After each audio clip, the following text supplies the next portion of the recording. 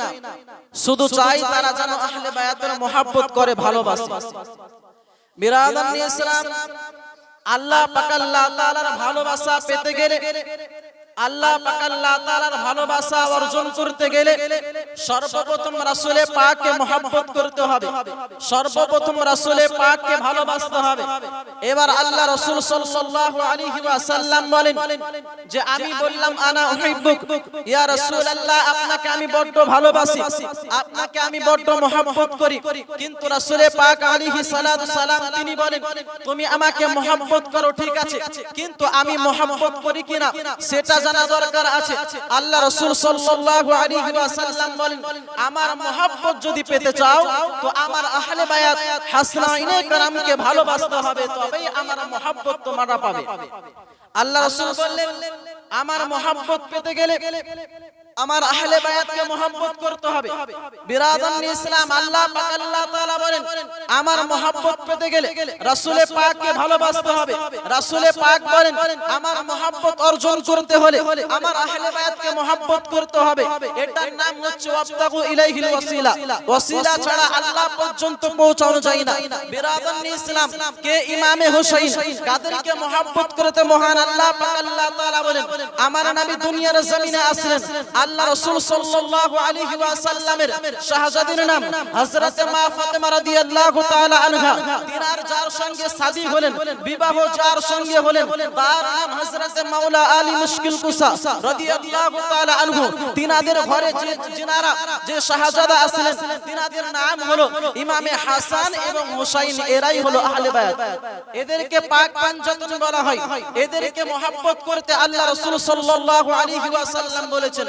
কে ইমামে হুসাইন আল্লাহ রাসূল সাল্লাল্লাহু আলাইহি ওয়াসাল্লামের আপন চাচী উম্মে ফাদল রাদিয়াল্লাহু তাআলা আনহা।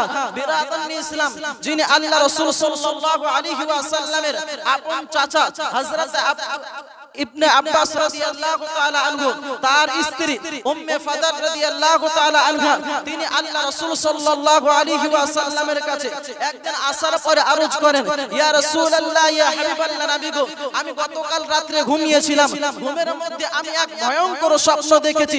যে স্বপ্ন দেখার পরে আমার আর ঘুম আসে না, আমার আর টেনশন আর টেনশন।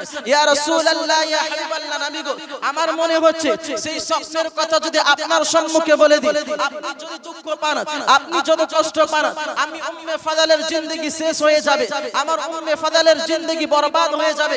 আল্লাহ রাসূল সাল্লাল্লাহু আলাইহি ওয়াসাল্লাম উম্মে ফাদলকে বলতে আছেন এ আমার চাচী জানো শুনুন, আমার মা আমিনা চলে যাওয়ার পরে আপনি উম্মে ফাদল, আপনি আমাকে মায়ের মতো ভালোবেসেছেন, মায়ের মতো আপনি আমাকে বড় করে তুলেছেন। আমি আমার মা আমিনাকে যতটা মহব্বত করি আপনি উম্মে ফাদলকেও আমি রাসূল ততটা মহব্বত করি। বিরাদান ইসলাম, উম্মে ফাদল রাদিয়াল্লাহু তাআলা আনহা, বিরাদান ইসলাম, আল্লাহ রাসূল সাল্লাল্লাহু আলাইহি ওয়াসাল্লাম বলছেন এ উম্মে ফাদল আমার চাচী জান, কি এমন স্বপ্ন আপনি দেখেছেন যে স্বপ্ন দেখার পরে আপনি শান্তিতে ঘুমাতে পারেননি?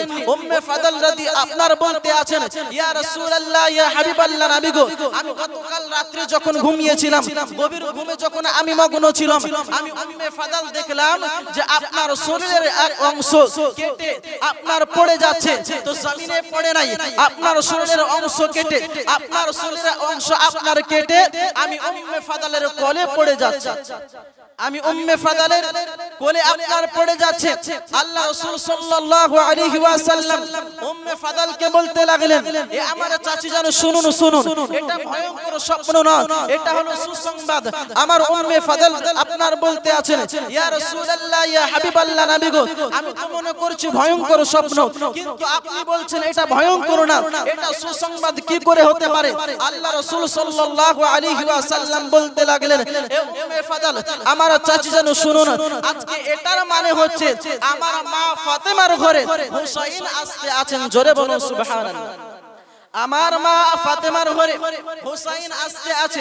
বিরাদান ইসলাম, আল্লাহ রাসূল সাল্লাল্লাহু আলাইহি ওয়াসাল্লাম হুসাইন হাসান হুসাইন যখন জন্ম নিলেন, আল্লাহ রাসূল সাল্লাল্লাহু আলাইহি ওয়াসাল্লাম মা ফাতেমার ঘরে আসলেন। বিরাদান ইসলাম, আমরা যখন জন্ম নিয়েছি, আমি যখন জন্ম নিয়েছি, আযান হয়তো আমার বাবা দিয়েছে। জন্ম যখন আমি নিয়েছি, আযান হয়তো মসজিদের ইমাম দিয়েছে। জন্ম যখন আমরা নিয়েছি, আযান হয়তো মসজিদের খতিব দিয়েছে। জন্ম যখন আমি নিয়েছি, আযান হয়তো মুয়াজ্জিন দিয়েছে। জন্ম যখন আমি নিয়েছি, আযান হয়তো আমার এলাকার যে জানে সে হয়তো দিয়েছে। আল্লাহ রাসূল সাল্লাল্লাহু আলাইহি ওয়াসাল্লাম হাসান হুসাইন জন্ম নেওয়ার পরে আল্লাহ রাসূল সাল্লাল্লাহু আলাইহি ওয়াসাল্লাম আপনার হযরতে বেলালকে বলতে আছেন, এ বেলাল শোনো শোনো, আজকে আযান তুমি দিও না। আবু বকর সিদ্দিককে বলতে আছেন, এ আবু বকর সিদ্দিক শোনো, আজকে হাসান হুসাইনের কানে আযান তুমি দিও না। ওমর ফারুককে বলতে আছেন, এ ওমর ফারুক শোনো শোনো, আজকে হুসাইনের কানে আযান তুমি দিও না। ও উসমান গানি জিন্নুরাইন, আজকে হাসান হুসাইনের কানে আযান তুমি দিও না। আজকে হাসান হুসাইনের কানে আমি রাহমাতাল লিল আলামিন নিজেই আযান দিয়ে দিব। জোরে বলুন সুবহানাল্লাহ। সুবহানাল্লাহ। ইসলাম আল্লাহ রাসূল সাল্লাল্লাহু আলাইহি ওয়াসাল্লাম ইমামে হাসান হুসাইনের ডান কানে আযান দিলেন, বাম কানে ইকামত দিলেন। আল্লাহ রাসূল সাল্লাল্লাহু আলাইহি ওয়াসাল্লাম নামের ব্যাপারে জিজ্ঞাসা করলেন, নামের কি খবর? আল্লাহ পাক আল্লাহ তাআলা বললেন যে আলীকে তওয়াফ করুন। বিরাদান ইসলাম আল্লাহ রাসূল সাল্লাল্লাহু আলাইহি ওয়াসাল্লাম আলীকে জিজ্ঞাসা করলেন, এ আলী বলো তোমার সন্তানের কোন নাম রেখেছো? আলী রাদিয়াল্লাহু তাআলা আনহু বলতে আছেন, ইয়া রাসূলুল্লাহ ইয়া হাবিবাল্লাহ নবী গো, বড়টার নাম হামজা রেখে দিয়েছি, ছোটটার নাম জাফর রেখে দিয়েছি। আল্লাহ রাসূল সাল্লাল্লাহু আলাইহি ওয়াসাল্লাম মুচকি হেসে বলতে লাগলেন, এ আলী শোনো শোনো, আজকে হাসান হুসাইনের নাম রাখার তোমার কোনো অধিকার নাই। আজকে মা ফাতেমার নাম রাখার কোনো অধিকার নাই।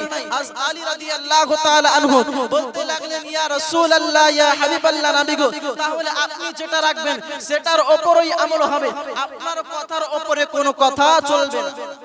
বিরাদান ইসলাম আল্লাহ রাসূল সাল্লাল্লাহু আলাইহি ওয়াসাল্লাম আপনার আলীকে বলতে লাগলেন, এ আলী শোনো শোনো, আজকে নাম আমিও রাখবো না। আলী রাদিয়াল্লাহু তাআলা আনহু বলতে লাগলেন, ইয়া রাসূলুল্লাহ ইয়া হাবিবাল্লাহ নবী গো, নাম যদি আপনি না রাখেন, নাম যদি আমি না রাখি, নাম যদি আপনার মেয়ে ফাতেমা যদি নাম না রাখে, তাহলে নাম রাখবে তো রাখবে কে? আল্লাহ রাসূল সাল্লাল্লাহু আলাইহি ওয়াসাল্লাম আপনার বলতে আছেন, এ আলী শোনো শোনো, যার জন্মে আযান রহমাত আলামিন দিয়েছে তার নাম দুনিয়ার কোন মানুষ রাখবে না, রাখবে রব্বুল আলামিন। তার নাম রাখবে রব্বুল আলামিন। যার জন্মে আযান দুনিয়ার কোন মানুষ দেয়নি, যার জন্মে আযান দুনিয়ার কোন মুয়াজ্জিন দেয়নি, যার জন্মে আযান আমি রাহমাতাল লিল আলামিন দিয়েছি, তার নাম রাখার দুনিয়ার কোন মানুষের অধিকার নাই, তার নাম রাখবে রব্বুল আলামিন। বিরাদান ইসলাম মহান আল্লাহ পাক আল্লাহ তাআলা রাসূল সাল্লাল্লাহু আলাইহি ওয়াসাল্লামের নামাসা হযরত ইমামে হাসান হুসাইনের নাম আপনার পৃথিবী শুরু থেকে নিয়ে আদম আলাইহিস সালাম থেকে নিয়ে ইমাম হাসান হুসাইনের আপনার জন্মের আগ পর্যন্ত কারো নাম হাসান ছিল না, কারো নাম হুসাইন ছিল না।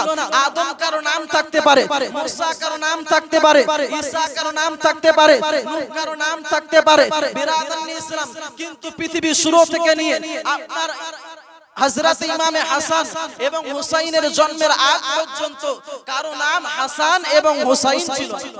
আজকে আমাদের নাম আপনারা এখন যাদের নাম হাসান রাখে, আল্লাহ রাসূলের নামাসা হযরত ইমামে হাসান রাদিয়াল্লাহু তাআলা আনহুর নাম অনুযায়ী নাম রাখে।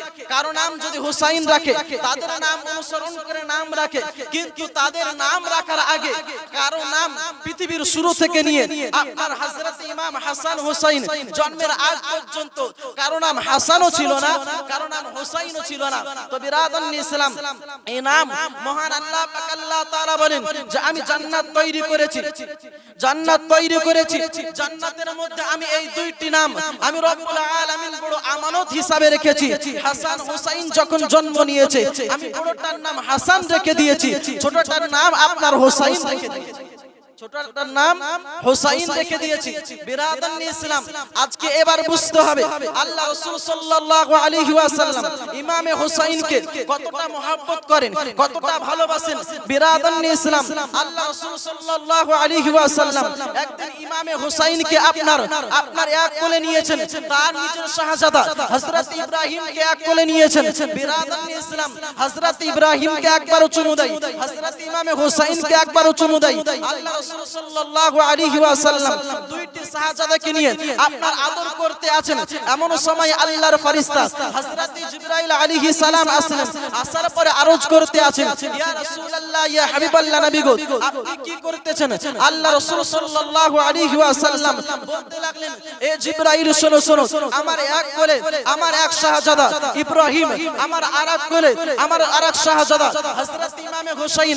আমি ছোটদেরকে মহব্বত করি, আমি ছোটদেরকে ভালোবাসি, তাই আমি ছোটদেরকে নিয়ে আজকে আমি খেলাধুলা করতেছি।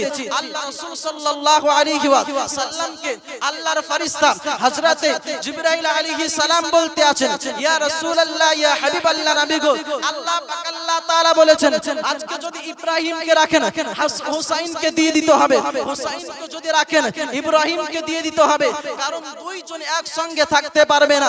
যদি হুসাইন থাকে ইব্রাহিমকে দিয়ে দিতে হবে, ইব্রাহিম যদি থাকে হুসাইনকে দিয়ে দিতে হবে। আমার নবী তো চোখের পানি ছেড়ে কান্না করতে করতে জিবরাইল আলাইহিস সালামকে আপনার বলতে লাগলেন, এ জিবরাইল শোনো,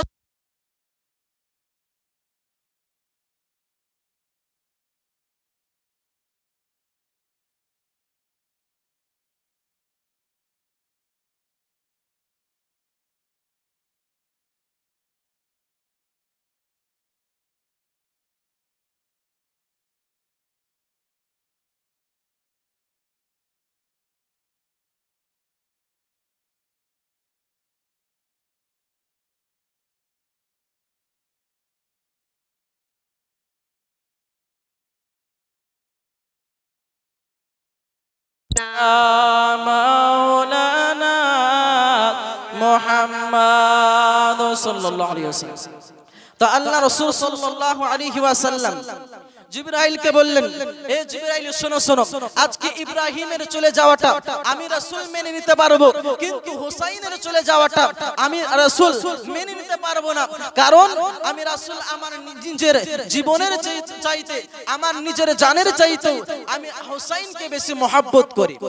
আমি আল্লাহ রাসূল সাল্লাল্লাহু আলাইহি ওয়াসাল্লাম বলতে আছেন যে আমার নিজের জীবনের চাইতে আমি হুসাইনকে বেশি মহব্বত করি। কেমন মহব্বত করেন? আল্লাহ রাসূল সাল্লাল্লাহু আলাইহি ওয়াসাল্লাম আপনার একদিন প্রয়োজনীয় কাজে আপনার মা ফাতেমার ঘরের পাশ দিয়ে যাচ্ছেন, হঠাৎ আপনার বাচ্চার কান্নার আওয়াজ আল্লাহ রাসূল সাল্লাল্লাহু আলাইহি ওয়াসাল্লাম কানে আপনার শুনতে পেলেন। আল্লাহ রাসূল সাল্লাল্লাহু আলাইহি ওয়াসাল্লাম আর আপনার প্রয়োজনীয় কাজে গেলেন না। আল্লাহ রাসূল সাল্লাল্লাহু আলাইহি ওয়াসাল্লাম মা ফাতেমার আপনার ঘরে আসলেন, আসার পরে আপনার দরজায় নক করলেন।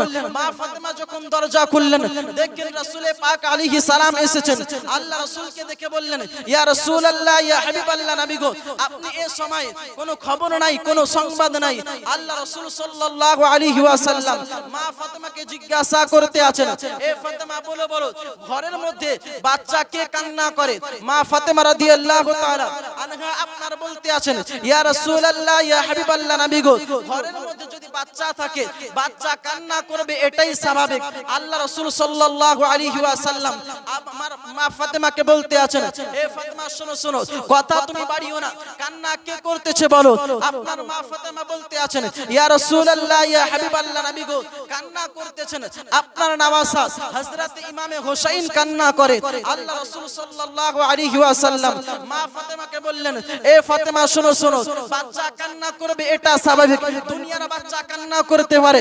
আমি যখন ছোট ছিলাম আমিও কান্না করেছি, আমার বাপ যখন ছোট ছিল আমার বাপও কান্না করেছে, আপনি যখন ছোট ছিলেন আপনিও কান্না করেছেন।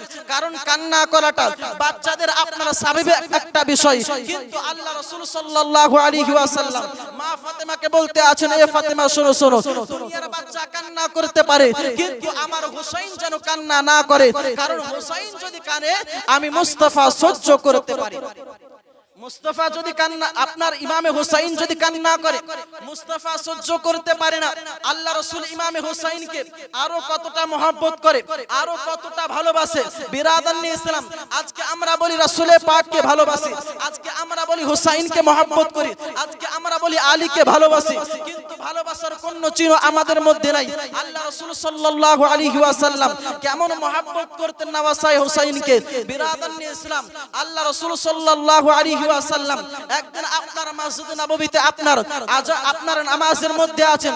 আল্লাহ রাসূল সাল্লাল্লাহু আলাইহি ওয়াসাল্লাম সাজদার মধ্যে যখন গিয়েছেন, ইমামে হুসাইন আপনার দৌড়াতে এসে আল্লাহ রাসূলের আপনার সাজদার মধ্যে আপনার পিঠের উপরে চড়ে গিয়েছেন। জোরে বলুন সুবহানাল্লাহ। ইমামে হুসাইন রাসূল পাক আলাইহিস সালামের আপনার সাজদার মধ্যে যখন আছেন, আল্লাহ রাসূলের পিঠের উপরে চড়ে গিয়েছেন।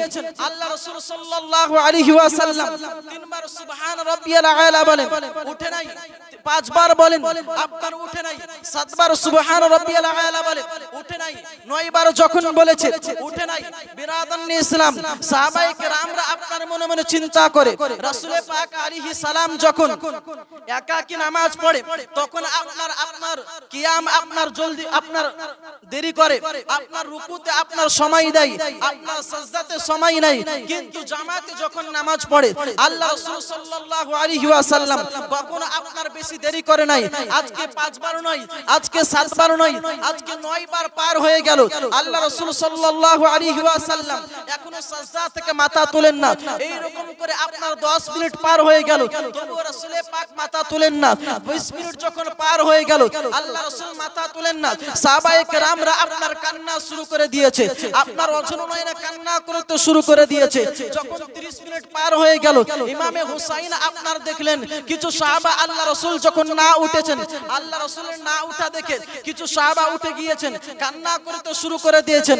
দেখছেন আল্লাহ রাসূলের পিঠের উপরে হযরত ইমামে হুসাইন আপনার বসে আছে। আল্লাহ রাসূলের পিঠের উপরে হযরত ইমামে হুসাইন বসে আছে।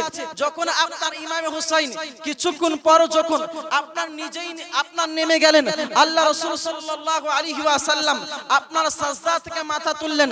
নামাজ যখন সমাপ্ত করলেন, সাহাবায়ে কেরামরা আপনার অঝরনয়নে কান্না করতে শুরু করেছে। আল্লাহ রাসূল সাল্লাল্লাহু আলাইহি ওয়াসাল্লাম জিজ্ঞাসা করেন, এ আমার সাহাবারা, তোমরা কান্না করো তো করো কেন?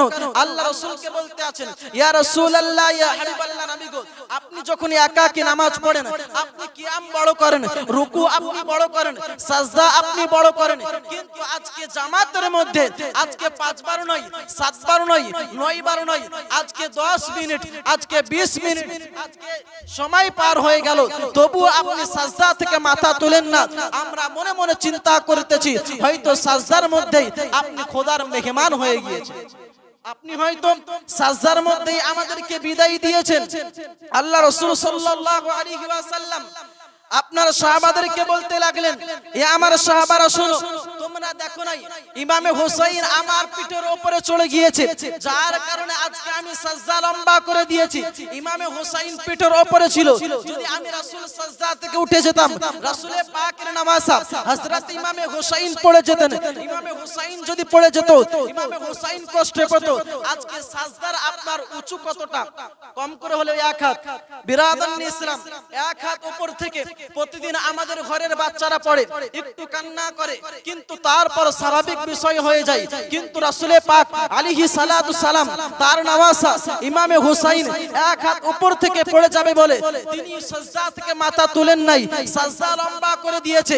কারণ রাসূল পাক আপনার ইমামে হুসাইন যদি পিঠের উপর থেকে পড়ে যাবে, আপনার রাসূল পাক কষ্ট পাবে।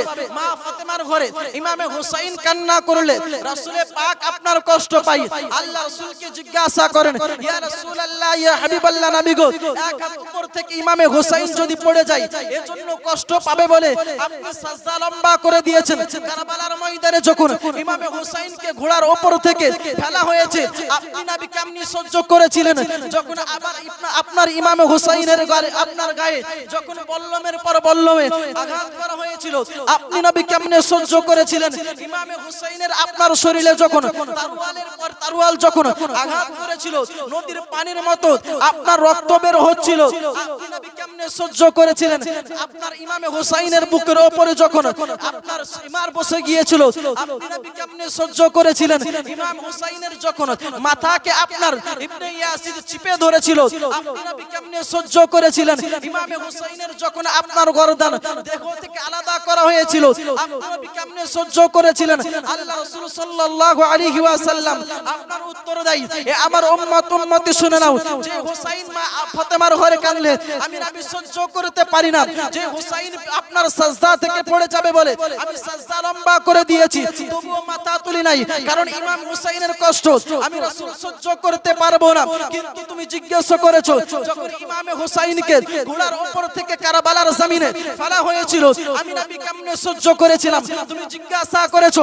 বল্লমের পর বল্লম যখন আমার হুসাইনের গায়ে আঘাত করেছে আমি নবী কেমনে সহ্য করেছিলাম তুমি জিজ্ঞাসা করেছো তরওয়ালের পর তরওয়াল যখন আমার ইমামে হুসাইনের গায়ে আঘাত করেছিল আমি নবী কেমনে সহ্য করেছিলাম তুমি জিজ্ঞাসা করেছো সীমার যখন আমার হুসাইনের বুকের উপর চেপে গিয়েছিল আমি নবী কেমনে সহ্য করেছিলাম তুমি জিজ্ঞাসা করেছো আমার হুসাইনের গর্দান যখন আলাদা করা হয়েছে যখন কাটা হয়েছে আমি নবী কেমনে সহ্য করেছিলাম ও আমার উম্মতি শুনে নাও আজকে হুসাইনের সমস্ত জীবন আজকে ইমামে হুসাইনের কারবালার সমস্ত কষ্টকে এজন্যই বুকে চাপা দিয়েছি তোমাদের মতো গুনাহগার উম্মতগুলোকে হুসাইনের রক্তের বিনিময়ে জাহান্নামী থেকে জান্নাতি বানাবো সুবহানাল্লাহ তোমাদের মতো গুনাহগার উম্মতগুলোকে হুসাইনের রক্তের বিনিময়ে জাহান্নামী থেকে জান্নাতি বানাবো বলে কারবালার সমস্ত কষ্ট আমি রাসূল বুকে চাপা দিয়েছি না হলে যে হুসাইন এক হাত উপর থেকে পড়ে যাবে বলে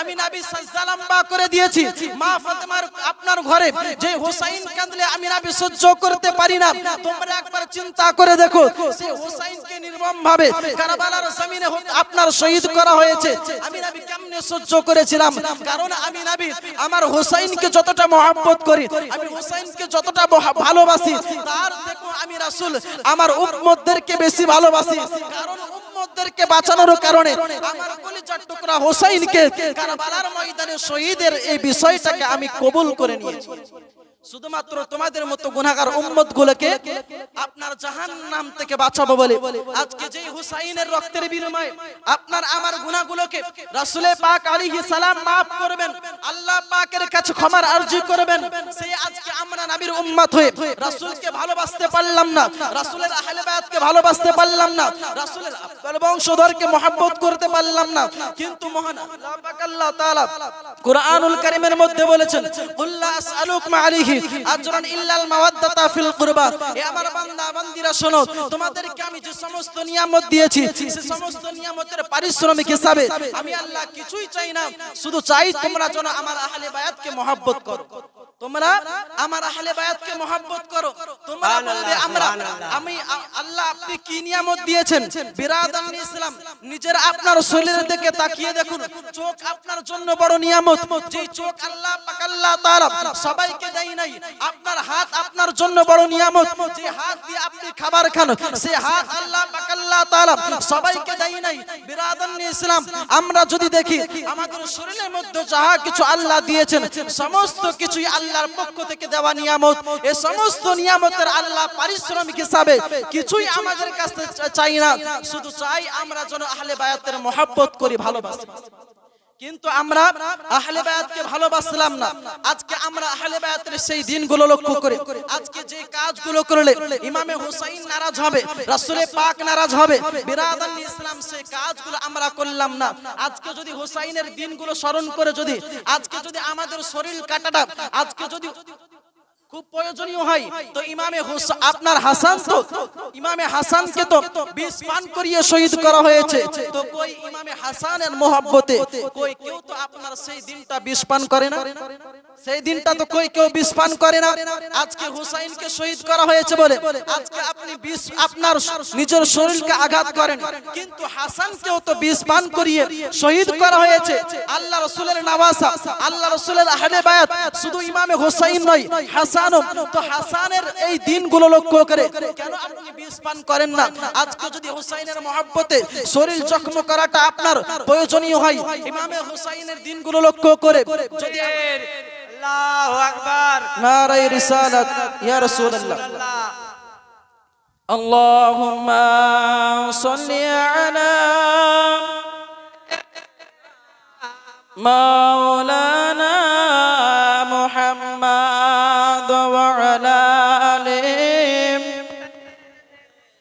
مولانا محمد صلى على محمد صلى الله عليه وسلم বিরাদান ইসলাম তাহলে আমাদেরকে মহব্বত করতে হবে ইমামে হুসাইনকে যেভাবে আল্লাহ রাসূল মহব্বত করতে বলেছেন সেইভাবে আজকে আমরা নামাজ যেটা ফরজ সেটা আমরা ছেড়ে দিলাম আজকে যারা লাঠি খেলেছে আজকে যারা ঢোল বাজিয়েছে বিরাদান ইসলাম সেই দিন বলেন ইমামে হুসাইনের মহব্বত করতেছি কিন্তু যারা এই সমস্ত কাজ করেছে যেটা ফরজ আল্লাহ পাক আল্লাহ তাআলা নামাজকে আপনার বাধ্যতামূলক করেছে আজকে এই ফরজকে ছেড়ে দিয়ে যেটা আপনার করলে আহলে বায়াত কষ্ট পাবে সেটাকে আমরা আপন করে নিয়েছি যেটা আমাদের করণীয় সেটা আমরা করতে পারি নাই বিরাদান ইসলাম আজকে এই মুহররমটাকে অনেক মানুষ আপনার টিকিয়ে রাখার জন্য অনেক রকমের আপনার অজুহাত তৈরি করেছে অনেক রকমের আপনার বাহানা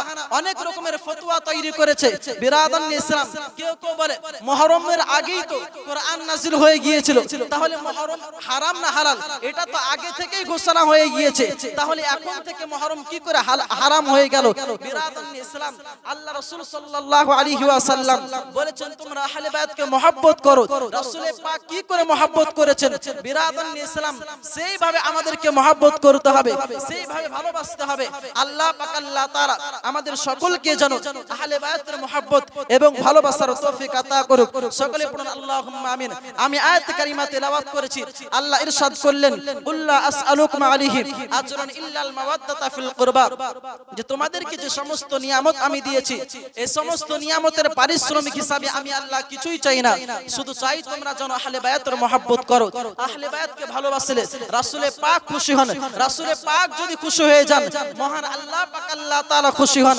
আর আল্লাহ যদি খুশি হয়ে যায় আমাদের আর কোনো চিন্তা নাই তো বিরাদান ইসলাম আমাদেরকে চেষ্টা করতে হবে যে আমরা যেন সঠিকভাবে আহলে বায়াতের মহব্বত করতে পারি নওয়াসাই হুসাইনকে মহব্বত করতে পারি আল্লাহ পাক আল্লাহ তাআলা যেন আমাদের সকলকে বোঝার এবং মানার তৌফিক আতা করুক সকলে পড়ুন আল্লাহুম্মা আমিন এই বলে আমার সংক্ষিপ্ত বক্তব্য করছি বড় ভাষার মধ্যে যদি ভুল ত্রুটি ক্ষমা করবেন আস্তাগফিরুল্লাহ রাব্বি মিন কুল্লি যামবি ওয়া আতুবু ইলাই লা হাওলা ওয়ালা কুওয়াতা ইল্লা বিল্লাহিল আলিয়্যিল আযীম وآخر دعوانا أن الحمد لله رب العالمين السلام عليكم ورحمة الله وبركاته اللهم